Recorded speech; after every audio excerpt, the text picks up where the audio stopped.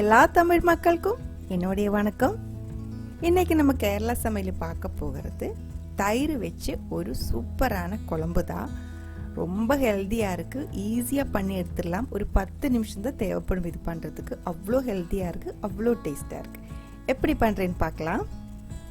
ஒரு பெரிய வெங்காயம், 2 தக்காளி, 2 பூண்டு வந்து பெருசாக இருக்கலாம் 2 எடுத்துருக்கு, சின்னதாக இருந்தால் 2-3-4 எடுத்துக்கோங்க. ஒரு சின்ன பீஸ் இஞ்சி, 3 பச்சை மிளகாய், கொஞ்சம் கறிவேப்பிலை.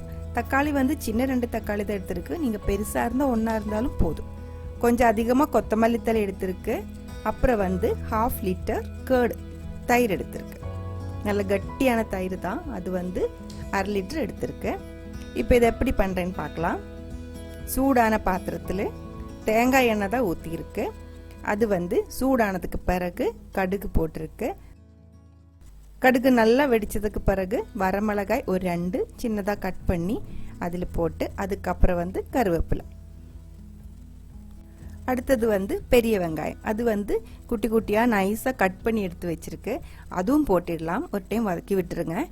அதுக்கப்புறம் வந்து அந்த 3 பச்சை மிளகாய் ரவுண்டாக சின்னதாக கட் பண்ணி எடுத்து வச்சிருக்கு. இது நல்லா காரமாக இருக்குது, நம்ம குழம்புக்கு இதோட காரம் தான் இருக்குது. அதனால நீங்கள் காரமாக இருக்கிறது பார்த்து எடுத்துக்கோங்க. அது ஒரு டைம் நல்லா வதக்கினதுக்கு பிறகு அந்த பூண்டு இடிச்சு எடுத்துருக்கு. ஒரு 2 பீஸ் பூண்டு வந்து இடிச்சு எடுத்துருக்கு. அதே மாதிரி நம்ம எடுத்து வச்ச அந்த ஒரு பீஸ் இஞ்சி, அதுவும் வந்து இடிச்சு எடுத்துருக்கு.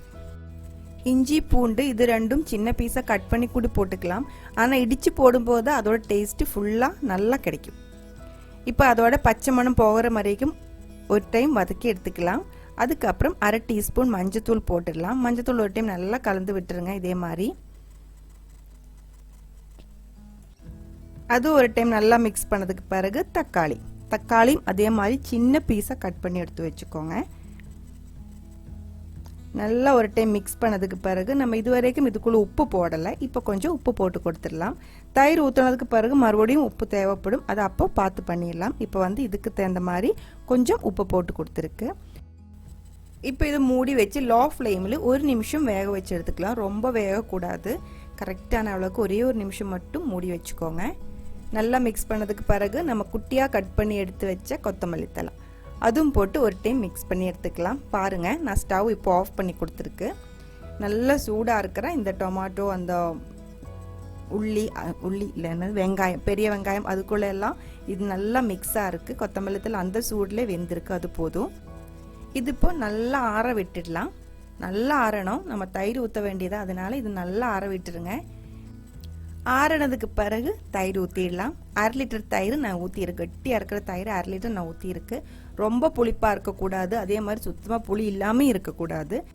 இப்போ வந்து இதில் உப்பு கம்மியாக இருக்கும், நீங்கள் அது பார்த்துட்டு அதுக்கு தகுந்த மாதிரி உப்பு போட்டுக்கோங்க. இது வந்து ரைஸுக்கு பர்ஃபெக்டான ஒரு சைட் டிஷ்.